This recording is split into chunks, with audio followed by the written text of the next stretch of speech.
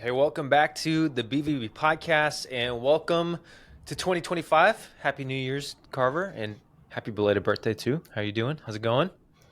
Doing well, thank you. Happy New Year to you too, as well, and the listeners. How are you doing? Doing good. Yeah, I mean we're it's day one, January 1st. Transfer window's open. We'll talk some transfer stuff. We got that coming up.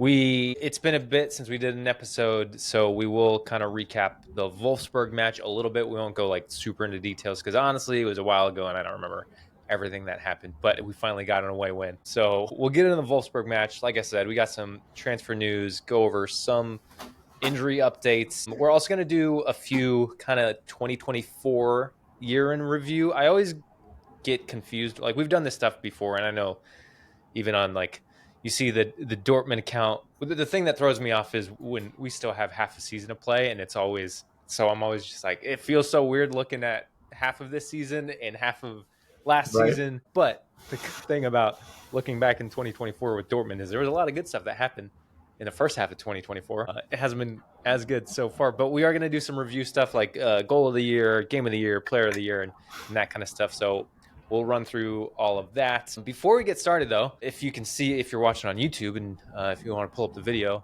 I know Carver and I, we've kind of been teasing these shirts. I mean, we've been wearing them for like probably one of them like over a year now. The original very exclusive. We printed two of them shirts that we've been rocking for a while. If you're a part of our Discord, which here's the plug, you get news a little earlier, a little extra stuff that we're doing. We already made an announcement on our Discord, but we launched a brand new website, and with that, we also launched our first line of merch, which we're really excited about. We did try to do something before Christmas, just timing, and we wanted to make sure we got it right, and we couldn't get it right at first. So we're like, it's okay to hold off. We just want to make sure the shirts and the merch stuff looks good, it's good quality, and so we felt like we got to a really good spot. So if you go to our new website, which is linked in this, obviously, it's the bvbpodcast.com.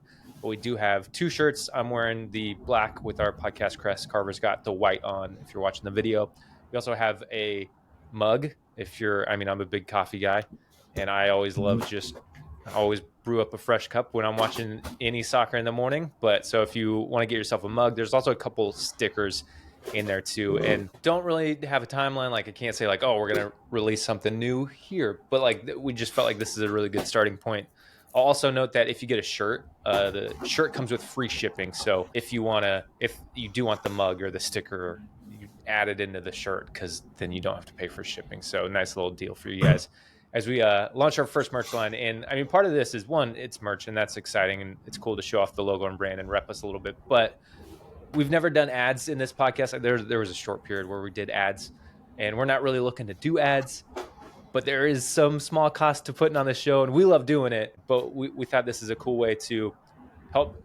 One, you guys, if you feel and you want to rep us, amazing. That's great. But this is also a way for us to get a little money back to go back into the show so that we can keep doing it and expand the show a little bit more there. So we'd rather give you something in return rather than just throw ads on a podcast. Or since we have our free Discord, like we're not doing any add-ons to that, or like I know some people do Patreon and that kind of stuff. We just felt like merch was the coolest way because you get something physical in return for supporting us if you want to. No pressure. But I don't know if Yeah, you you have pretty anything to much add, hit Carver. everything I was going to say. I mean, it's good quality, it's a good price, but also, yeah, don't feel obligated like you have to do anything like that. This is just something that, like Jake said, something to also kind of have, give to people that can actually have something physical that they can own. So, again, feel free to. That'd be awesome. But at the same time, don't feel like you are obligated to do so. Yeah, but appreciate you guys listening over the last few years. Like, I think we hit it on the last one, but Carver and I, is it like just over 3 years of doing the show now? Yeah, and we still love doing it. We're gonna keep doing it, and now we have some merch if you want to rep us and support a little bit. And I got a few more like Dortmund. I got some more Dortmund gear for Christmas too. I just like wearing Dortmund stuff. I wear a lot of black anyway, so it's always just it's all black stuff except the white shirt. I mean, all my Dortmund stuff is black, but Cover's got the white shirt on. But it's all up at the bvbpodcast.com. We appreciate you guys checking it out. Also, we're kind of moving stuff onto that website rather than because when we post on social promoting the show, it's like to a Linktree account. But now you can find our socials. You can find the latest episode, whether it's Spotify, YouTube, like the website isn't just it's like an official website for us. It's not just where you can find merch, but just every way you want to connect with us, Mm-hmm. just know to go to the bvbpodcast.com. With all that, I'll just say thank you again. We appreciate you guys hanging out and listening. And yeah, kicking off 2025. But first, looking back to the last match of 2024, I know going into this match, I was not optimistic. There's been a lot of times where like I've been pretty down at the end of 2024 with Dortmund, and it's the first time ever I've probably predicted a couple losses. Like I didn't see us beating Barca. I didn't see us beating Leipzig. I was happily surprised with that result. And this one, I think I also predicted maybe a 2-0 loss or maybe a 2-1 loss. I didn't think we were going to win. Didn't think we were going to able to turn it around. And lo and behold, Dortmund surprises us and closes out 2024 with a win. First away win of the season in the Bundesliga. Some tasty revenge after the Pokal exit earlier this season. But yeah, what a surprise. What a nice surprise right before the holidays. And we were at the Amsterdam Tavern again with the Borussia STL fan group. Also, another fan that just moved to St. Louis from Wisconsin. And he was fun to talk to. And again, just connecting some other fans and watching the game. And a really pleasant surprise here. It was a really solid first half, some good ball progression and through the middle third. Wolfsburg they played in that 5-3-2, so it was easier for us to kind of switch the ball back and forth and, get into those dangerous areas from wide play. But yeah, just playing on the front foot though, the mentality looked good, playing through their press, some great finishes from the likes of Bayer too. So that first half, what was it, 3 goals in 5 or 6 minutes or something like that? It was pretty ludicrous. Yeah, and I will run through the lineup because it was a tweaked lineup quite a bit, like a little different looking. Starting with Kobel in goal, obviously we had Benzabaini at left back, Schlotterbeck and Chan are 2 center backs with Gross playing in the right back position. According to FotMob, like it was an interesting looking lineup as far as it said it was a 4-1-3-2. I know that just morphs and shifts throughout the match, but I think the difference in this is like we just put all of our attacking options on there, right? Like we didn't hold anyone back except Adeyemi, who we know is kind of coming back, getting back into fitness. And so throughout the rest of the pitch, we had Mecha in that holding position with then Gittens on a wing, Brandt at attacking mid, and Malen on a wing as well, with Girassi and Bayer up top. So just throwing everybody out there. And I mean, it seemed to work, right? Like I thought we overall played really well, even when later on in the second half, 62nd minute, we see Gross go out with the red card, kind of surprising from him. Like, I understand him making that tackle and getting in there, but I just don't expect it from a guy like Gross. But, like, I mean, we scored, you said we scored 3 goals in 6 minutes. Like, just insane to be able to come out so hot. I mean, I guess not come out hot right off the bat because it wasn't like we scored immediately, but right at that 30-minute mark, we just kind of let it unleash. And Malen, who we'll talk about him a little later as we talk about transfers and stuff, but Malen gets the first goal though, which was good to see. Like he's back in the lineup, gets the goal, and then Brandt too was my big takeaway from this match. Gets the assist, gets the goal. I mean, he's been out for a while too, so great to see him just come back and really. I know there's always been like a cast of doubt on Brandt, whether he overrated or anything. Like we, of course, love him. Brandt boy is like, I almost dropped. I don't know if you saw that in the Discord cover, but during this match when he got his goal, I was like, if he gets a brace, I did come up with a Brandt boys shirt design. I was like, I'll throw it on the website. I'll throw it up. I did see that. Brace. Yeah, Chad showed that to me. It was awesome seeing him just come back and really dominate this game, though. Yeah, and Schlotterbeck too. I mean, that's the first game that he played right after his injury, and like you said, he was going to take the week to rest and see if he could play on Sunday at Wolfsburg, and then really take a larger rest. And the fact that he was starting 2 games in the span of a week after the fall he took is just wanted to reemphasize how incredible that is, and just the strength that he shows to actually continue on through that pain and struggle. Because this, with Chan next to him, and then also Gross being sent off too later this game, even though you're up 3-0. Actually, right before that, Wolfsburg scored, so it's 3-1. You went from like a pretty much certain win, a bagged win, to some uncertainty and some shakiness at times too. But towards the end of the game, we calmed it down a bit more, and I was pretty relaxed feeling in those last 10 or so, maybe 15 minutes. But there was a brief period, like the 58th minute comes the goal, and then Gross gets sent off in the 60th. We still got 30 minutes of football to play, so. Credit to the boys for actually sticking through and pulling out the win here, because it was a vital 3 points that we need to end the year to get any sort of sniff back into the top 4 here. We're in 6th now. Could have been falling a hell of a lot lower too. And first away win of the season. Yeah, and Schlotterbeck, I was just going to note, like he not only played this game again, started again, but also went another 90 minutes. It's like, dude, what is wrong with you? Like in the best way. I'm just glad that now he was able to get through. He's cool. He's chilling, and now got some rest. But yeah, this performance too, I'm interested in because I didn't make it out to Amsterdam to watch with the Brucey S Tail guys. I was just at home watching. But as soon as one, like great first half, great performance, but it was that just burst, right? Like we were lucky, not lucky. Like it was really awesome to get 3 goals in such a short amount of time. But then to start the second half and they, like you said, they get the goal in the 58th, like doubt is already creeping in because like we've seen it so many times. Or even if we put on a good performance or like a good span, or we've talked so many times like the first half of the season, we've had these moments or player specific standout moments that are winning us matches or getting us back into matches. So like, yeah, we have this 5-minute moment, really this burst where we score 3 goals and now we just have to, it sounds bad saying we have to hang on because we're 3 goals up, but that's just Dortmund. That's the state of Dortmund right now. Like still did not have a ton of confidence, especially when they get that goal and then Gross goes down with the red card.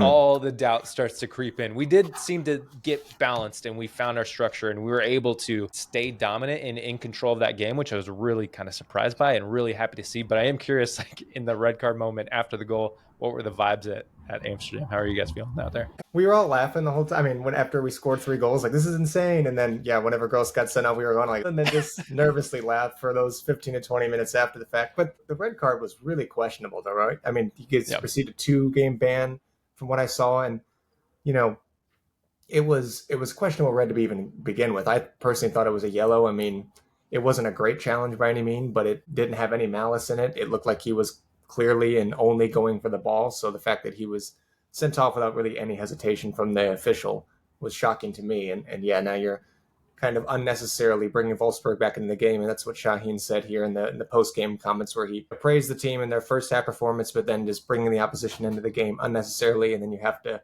tremble, and then the red card comes. And then he went on to say, that's exactly what I keep telling the lads. We have to finally learn to be consistent. And now you look at the table and it looks a bit better again, but it would look much better if we take the 3 points in the game against Hoffenheim. And that's where we need to develop.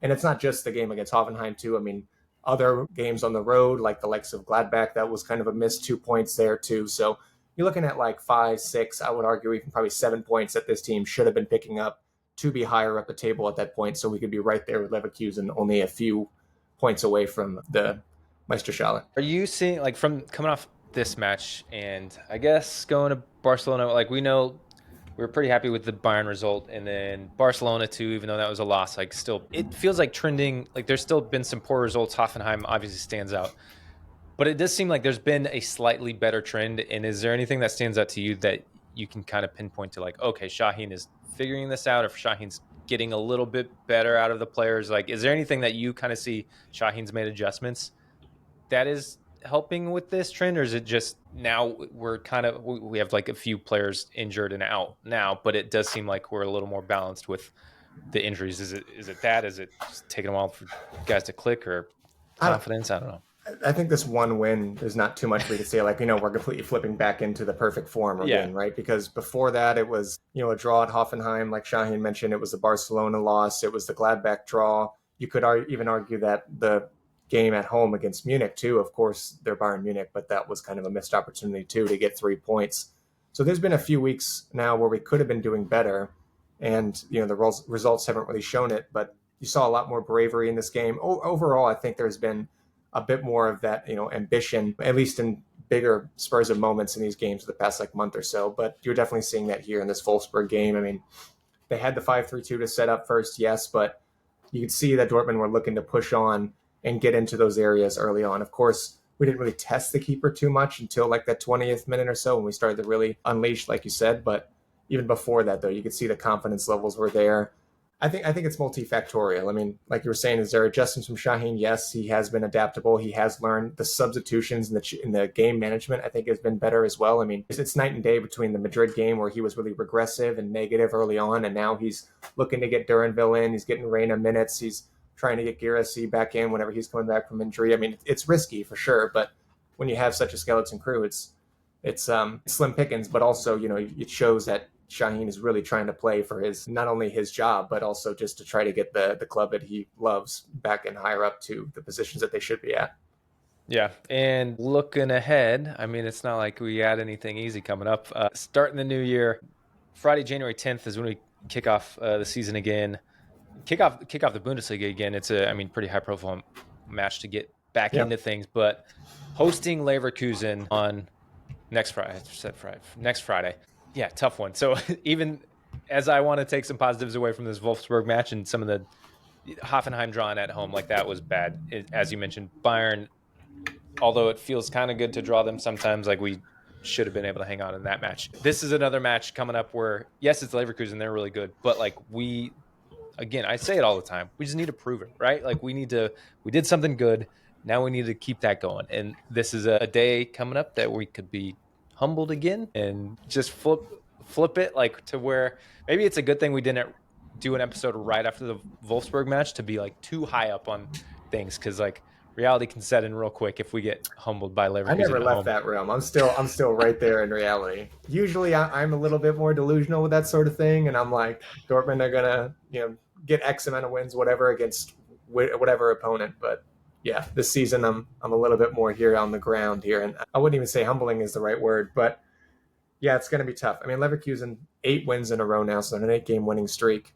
Of course, they haven't matched the exact same tempo, but only 1 loss in the Bundesliga so far this season. So they're not too far off of a similar record if they can really remain on that trajectory going into the second half of the season to try to catch Bayern Munich and match that pace. But either way, yeah, I'm curious to see who's going to be back and fully fit here. Adeyemi, I know, has been kind of in and out. I'd like to see him get at least an hour if he's able to start. If not, bring him on a little bit earlier this game and see what kind of reinforcements we could do these next few weeks as well, and try to just steady the ship for this second half of the season, because it's still a lot to play for. Even though we're out of the Pokal, the Champions League is still looking good, and we got a top 4 to play for. Yeah, I mean Adeyemi will be key. Like that's a positive thing, is like we've been without him so long, and he was performing at such a high level early on in the season. Like we were relying on him so much, and now we've been able to rely on JBG, and Guirassy been pretty consistent with goals too. But I think having him come back, hopefully he's just back and ready to go. Like it's good to see that he got a couple games before the break, and now he's had this winter break to just keep progressing and hopefully get back up in match fitness. One interesting thing, I don't know if they're doing any like sort of club friendly. Like I haven't seen anything on the schedule, and if anyone knows, if I just have missed it, I checked the app today before we were recording just to see if I missed anything, because I know some clubs will occasionally go train somewhere, almost like a winter training camp. Mm-hmm. I know it's a really short gap, and I know they just got back to training, I think, in Dortmund today as we're recording on the 1st. Maybe they do have a inner squad. We don't have enough players for an inner squad friendly setup. Never mind. We don't have enough players for that. Maybe Unless we play 5v5. BVB too. Yeah. I don't know. But I know other clubs are doing that, and I'd like to see if we have something set up, or maybe we just don't want to risk any injury. I don't know. But with all that said, Adeyemi, hopefully he's just ready to go for this match against Leverkusen, even if it is just 60 minutes. Because what I'm getting at with that is like it is hard to get back up to match fitness when you aren't playing matches for 2 or 3 weeks. So that's the only hesitation there. But hopefully he's ready to start come January 10th versus Leverkusen, because that just adds, like, I feel like, no, I say it too much, but we don't have any depth. But so that is at least a piece to where we now have some options to just rotate and shift some guys in and out. Because although we're excited for Duranville, I don't think like he's an option, but I don't see him coming on as a starter. Like we did see him in the Champions League actually get a start against Barcelona and perform really well, but I'm not throwing all that on him yet. Like he doesn't need that yet. Happy to see him put in good performances, but I mean, even the fitness society is just not at that level to start over the other wingers we have at the moment. I mean, you could argue he's above Malen, despite Malen scoring in the Wolfsburg game, but yeah, you still have the likes of Gittens, Adeyemi to play over. Bayer too. I mean, Bayer's been really progressing very, very well the past few weeks to a month or so. Well, since you touched on Malen, let's just use this to transition into, I mean, it's January. Transfer window is officially open, so take everything we say as we're recording on the 1st in the afternoon. I don't even know what day of the week is it? Thursday. Wednesday? Yeah. Cool. I haven't been in the office in a while, so, and I mean, it's New Year's. You don't really need to know what day it is. As we're recording on the 1st, everything could change tomorrow. I don't know if anything's going to progress that fast, but I'm just putting that note in there before we talk about anything. But first, I did want to start with this quote from Vatska on the winter transfer window, which is kind of similar to what we've heard before, but in an interview with Sport Build. If something interesting comes up, we would be able to do it. But if there is no fundamental need, which is really good to hear that we don't Oscar need being anything. delusional? No, no way. Come on, Jacob. No, the squad's fine. We don't need anyone else. No, no, no. Um, what and I don't. So everything. So we'll just get right into it. And the things that we have, the things that we've been linked with, it is more kind of on the outgoings. And I know that would possibly open the door for some potential incomings. Obviously, like if they don't really have the budget to do anything this winter, I get it. If they need to move some guys on or figure that out, like I get that. I don't agree with it totally, but if that's just how they're set up right now, then okay. But I do see the option for maybe they'll do some sneaky loans, like get some loan players in, because that's what we saw last winter. Especially we're in this position where if we need the reinforcements. I'm not going to get into I say it all the time. We only have 3 center backs. We only have 3. I'm not going to go into that a ton. You know what I have to say, rinse and repeat every week in, week out. But maybe we can get some sneaky loan deals in, like we saw with Matson last year in Sancho, right? Like maybe we can get some of those coming in. But what we do have on the move is Sebastian Haller. He's been on loan at Leganés in La Liga, and he has hardly played at all. Like it's going horribly. And so it looks like they're going to terminate the loan, and then he could be moving to Utrecht in the Eredivisie. And there's quite a few reporting this. It just came out like within the hour before we started recording that Florian Plettenberg also confirmed this news along with Patrick Berger. Get the pronunciation right this time. And a lot of different outlets are reporting that he could be on the move to Utrecht. I know there is some possible interest from Dinamo Zagreb, which that could be interesting because I know we've been linked with a few of their players. So if we were able to do some swap deal, but it looks like it's going to be, as of now, like terminate his loan with Leganés, and then the move to Utrecht would probably be a loan as well, and not a sell. But yeah, it has not been going well, and it looks like he's going to be moving. My only question for you, Carver, I mean, if you want to add anything on that, but my question is there a scenario where you could see us just keep, like, could we use him coming back to Dortmund and being just a depth piece for us? I think there's definitely a lot more behind the scenes than we're probably ever going to know, just in terms of like his fitness level and just his level that he can be at in terms of just like I don't know, his health, and just can he be 100% and back to where he ever was before? The answer may be no. I have no idea, but either way, it's just really sad because I was hyped to have him back, especially just again whenever the same season he was diagnosed, he came back in the second half of the season and he scored 9 goals and got 3 assists. That's 12 goal contributions in just 22 games in the same season that he was diagnosed with cancer. So I was thinking like this man is absolutely going to come back and still. I mean, of course, if he stays on that current trajectory, he can come back and still be a very big part of this team for sure, especially now we have a single number 9 in the team. But clearly the club is seeing something. Of course, regain some sort of fitness and get some match fitness in him and get minutes, get some goals, some confidence, and then try to make some sort of money off him. But, clearly that's not going well at all in his current stint. A move back to his previous club in Utrecht, like you mentioned, from the 14-15 season. Pretty successful stint there. I mean, that could really hopefully rejuvenate him. At this point, if we're not going to have him, I want him to be the happiest and healthiest he can be. Of course, find all the success he can. But it's a shame because I was really excited for him. Whenever he first signed, a year into the contract after everything, I was still very excited. I was defending him too still. But yeah, it's unfortunate that this is, and very sad, of course, that this big major move is not going to work out. Yeah, it's so many transfers. I don't want to call this a saga because that already I feel like puts a negative spin on it. But so many just transfer moves and everything, like there can be such a negative spin. Like Malen, like people want him out, he wants out. Like everyone, you know what I mean? It's like relationships get spoiled, but there's none of that. Like for Haller, like no ill will at him whatsoever. It's just it is. I hope it's not, upset. at least. Who knows? But I mean, God forbid, not from us. Not from us. So if you feel that way, then you suck. I'll just say that. Yeah. Yeah, I just want the best for him. It is unfortunate though, right? Because we did sign him, bring him in, we paid money for him, and then we just unfortunately it just hasn't worked out because of health reasons. But he's still such a good, skillful footballer, and I just want him to succeed now. I want to see him go on and do awesome stuff. And I understand if, as you mentioned, like the club isn't seeing him be able to get to the fitness levels that they feel comfortable with, that they need him to be able to perform at, which I totally understand and get. And hopefully Utrecht is a good place for him to go, and whether it's confidence, fitness, whatever, like build all that back up and just whether it's, I don't see him coming back to Dortmund, if that's a permanent move or whatever.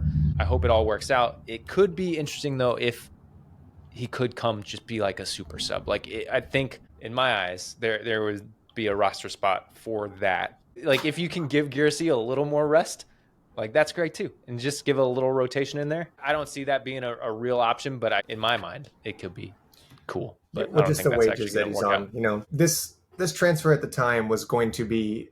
It was the Girassi transfer. I mean, they were pretty much the exact same age. Haller was entering his prime. He was just leaving off of a very successful stint at Ajax. You know, was it a record season, goal-scoring season before that season of Ajax? 34 goals. I don't think he matched that in any other club before that. I mean, he might have gotten close with some other clubs, but I mean, this was a season that he was really coming off a season or career high, and it was the second largest transfer in Dortmund history. Dembele just in front of him. This was a big investment by the club, so this is a big loss, and for both parties too, because I know Haller was really excited to spend his prime years at a club that he thought he could win some championships at. Dortmund had the opportunity to win a few, and that obviously didn't pan out. So it's just sad all around. Probably see some more updates. It seems like this Utrecht thing is heating up quite a bit, especially today. So probably more news on the way. Next thing, just coming out to Daniel Malen. I think in the last week there was the links to Juventus. I haven't seen much more on that, but the last couple days now, a couple people reporting that Aston Villa have expressed their interest. I know Dortmund is valuing him at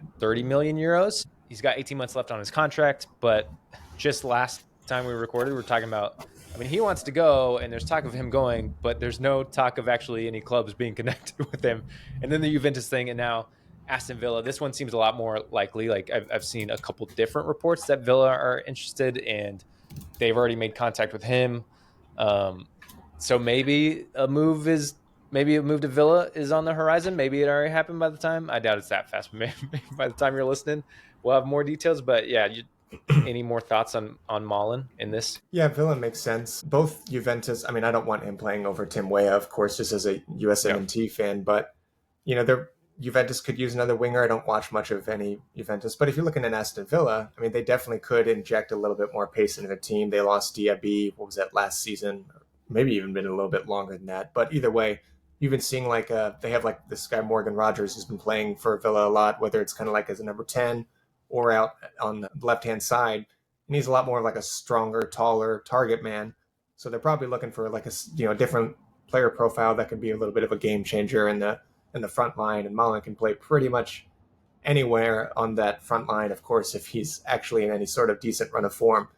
But yeah, I would love to get some money off him. It's unfortunate because I know he was like wanting to probably go to like a bigger, quote unquote, bigger, better city that has like a lot more scenery and it's a lot more atmospheric. And then he's going to the Premier League.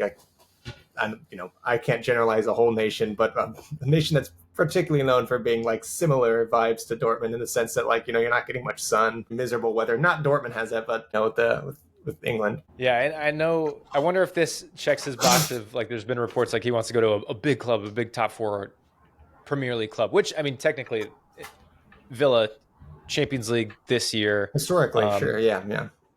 Their goal is obviously to get there again, but yeah. So I mean, and if he can contribute to that, like I just am curious if this actually like checks the Villa big enough in his eyes, and I hope that he doesn't just push it away because he's like Probably not, but it's Premier League money, so it makes sense. I mean, this deal just makes sense. Yeah.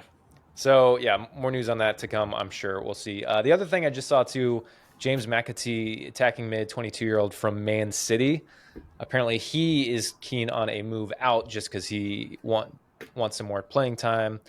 I mean, everyone wants to leave Man City right now because they're complete trash, which is really fun to watch. But the reports are it's from Bild, so I feel like we any hot, exciting prospects who maybe want to move, Bild will say that Dortmund is interested, but especially a guy from Man City, right? Like we already have that connection where we get a lot of guys from Man City. But Dortmund keeping an eye on him, possibility of a loan with an option.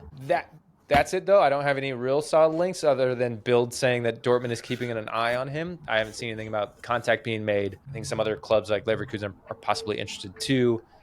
But my only positive takeaway, I guess, is since we do have quite a bit of a relationship with Man City, like we've gotten quite a few players from them, like maybe that is an option.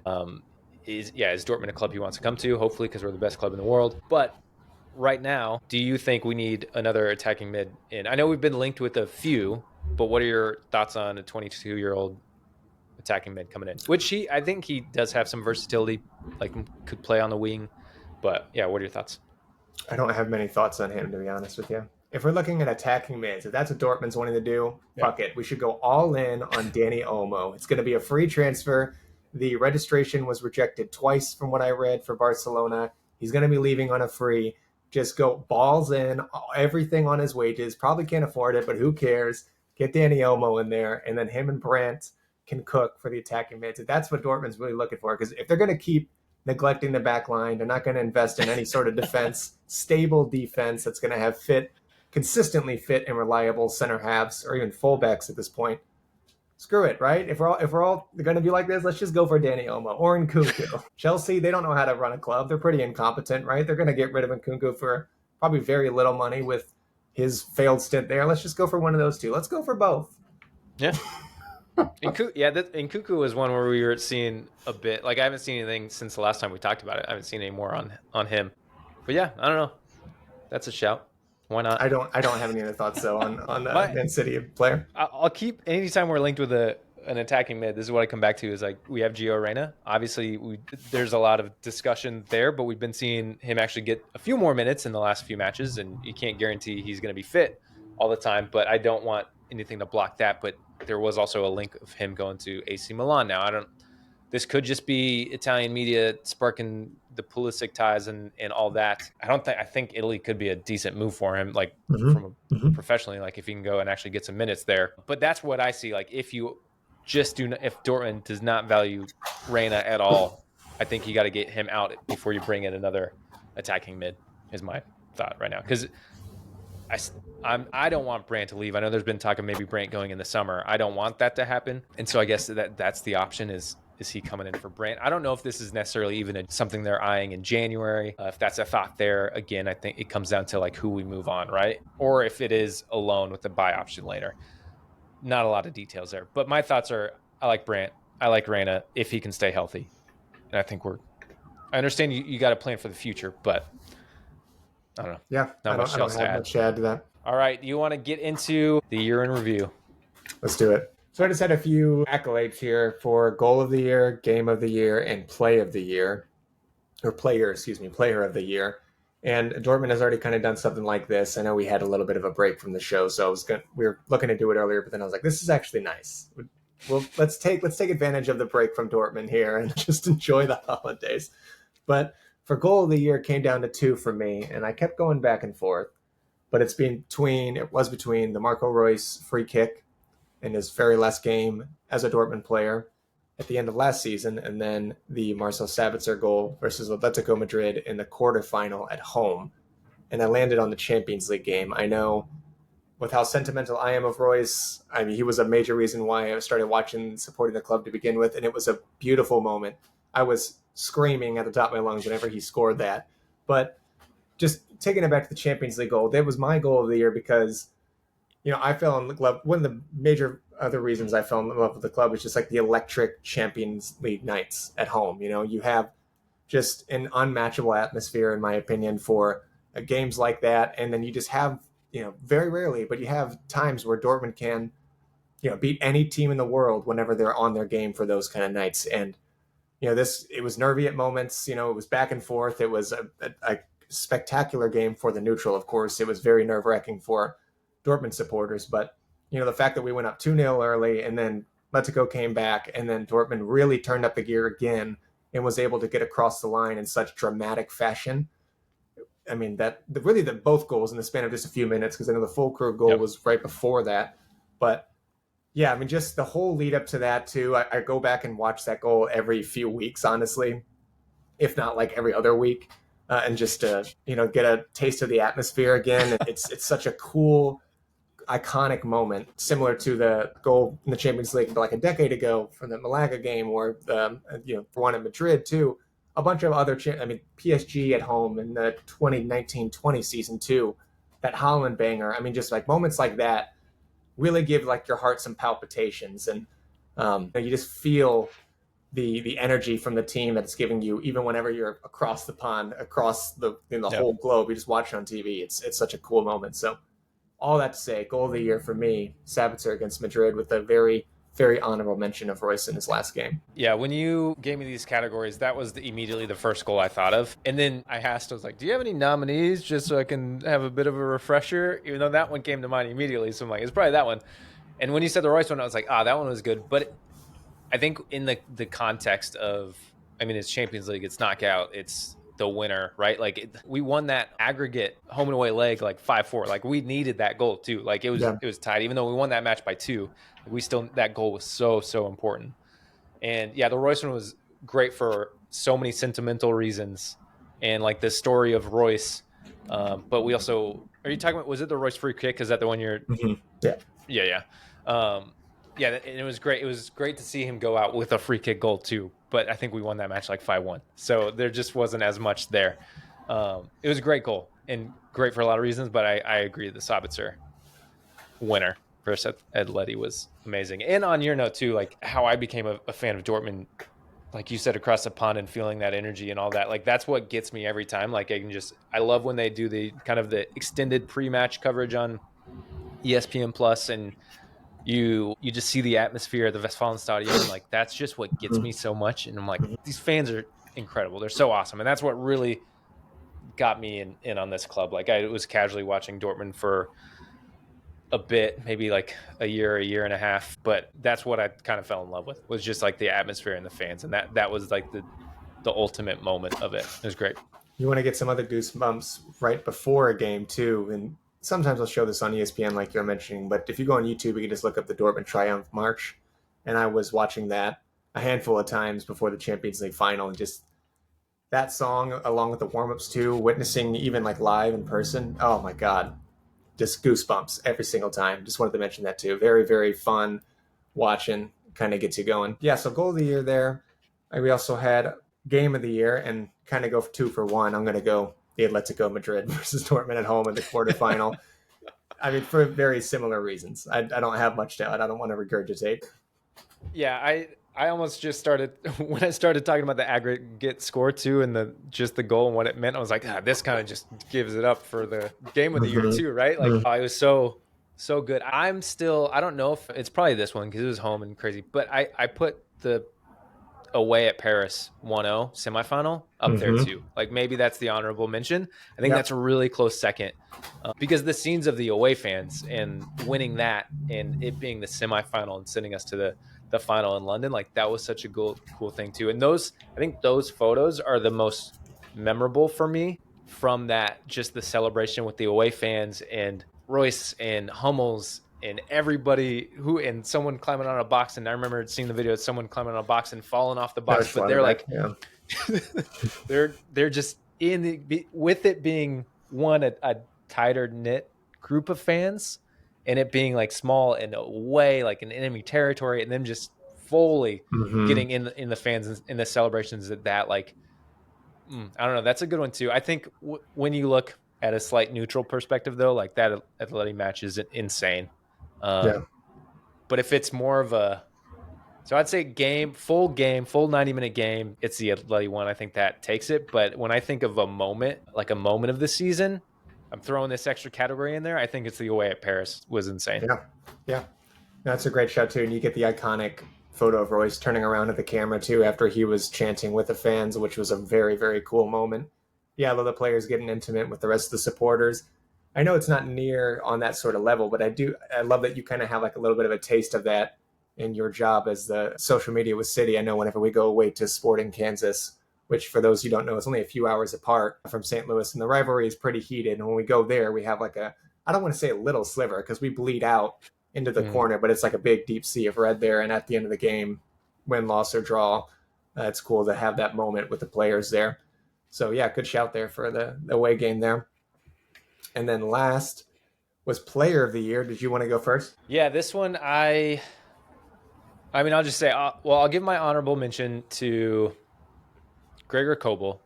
I feel like at the end of the year, I might have even said last year, like at the end of the season last year, I might have given him the player of the season. But I think now looking back, and I guess even looking at the forum to start this year, I think it's Schlotterbeck. Like he's just been, for me, he's been so consistent, and he's just reliable. And yeah, I think Schlotterbeck. Like because we've had the inconsistencies up top, and that's always chopping and changing, Mm-hmm. especially when you combine like this the end of last year and this year. Like we've had so much change too, but Schlotterbeck's just been solid, and he's reliable, he's consistent, he's showing even more so like those leadership qualities that we know are there, that we know will get him the captaincy in the future. There's been a lot of reports on that too, and we've seen him wear the armband multiple times now this year already. But man, he's been, yeah, I think he's can be an underrated defender in Europe. Like I don't think there's a lot of light shown on him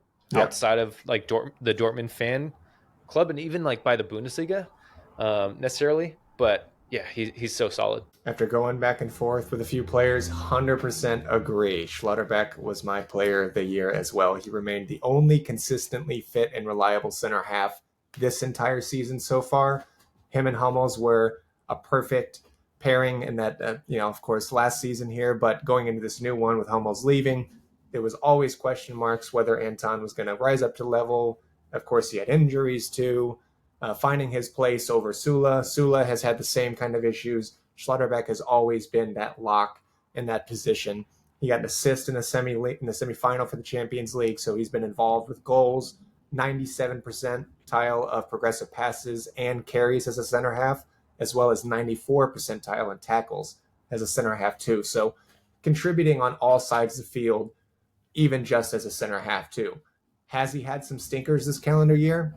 Yeah, but this team collectively has had a lot more stinkers than him individually. Consistently, I think he's been the most reliable player this calendar year so far. The honorable mentions for me, Kobel definitely as well, but this season you could argue he's regressed a bit. He hasn't been that demanding of like a presence of like a force. And these mentions for, you're looking at captaincy or just that player that's been consistently that great, which is shocking because I have been riding that exact horse for so long now, but these past few months, I think he's kind of dipped a bit. So, you could definitely pick it right back up and he could be that player for next year. And I would agree with you too. I think he was probably the player of the season last year, but with Brandt too, Brandt had goal contributions in big games, including the Champions League and Bundesliga later last season. It was a goal in the quarterfinal. It was an assist in the semifinal in that iconic night in Paris. He got an assist in our win in Munich, which is the first time we won in Munich in like a decade, let alone just against Munich in general in like 5 or 6 years. But he did have a pretty slow start to this season, and he's had good moments for sure this season, but he hasn't been at that level that I think he should be at, and you could argue he's kind of getting there again, especially with this game against Wolfsburg. He really showed his presence and that ability to, set up other players, but also be the force himself to score goals. But Schlotterbeck, for me, has just kind of barely edged over those two. And the bar, I think, collectively has been a little bit lower, sadly, but Schlotterbeck is my guy for the year. Yeah, totally agree. I will say, I mean, if you're a newer listener, we always do at the end of the season, we do kind of an end of the season review where we send out a survey and get you guys involved. And this was kind of a last minute ad. So I do apologize that these are our answers. And it wouldn't surprise me if yours are the same, but we definitely want to hear from you and get you involved. So drop a comment on the YouTube, or you can leave in the little question box on Spotify if you're listening on Spotify, or if you just want to like send us a message or tweet or Instagram, or hit us up on socials. Let us know your goal of the year, game of the year, player of the year, any other shouts you have. And if you're not on socials, or if you want to connect on Discord too, I'll probably put this out on our socials. do a little poll thing so you can get connected. But again, yeah, drop your comments on YouTube, get involved so that we can get connected with you guys. You can really give your feedback too, especially if you disagree. Like I feel like there could be a few shots for players maybe, or like I'd be interested to hear the game of the year on the little Paris versus Atleti thing too. But yeah, this is just Carver and I going back and forth. So please get involved and let us know our fake 2024 year in review awards that we were the judges and panels, and we were the only panel. Yeah, so get involved. You can find the links to everything in the description of this episode, or just go to thebvbpodcast.com, check out our new website, get some merch if you want to, or not. That's fine. Yeah. But no, we appreciate you guys hanging out, listening. Happy New Year. Happy 2025. Carver, you got anything else? Yeah, Happy New Year. Thank you, as always, for checking out the show, engaging with us, and we'll see you here soon.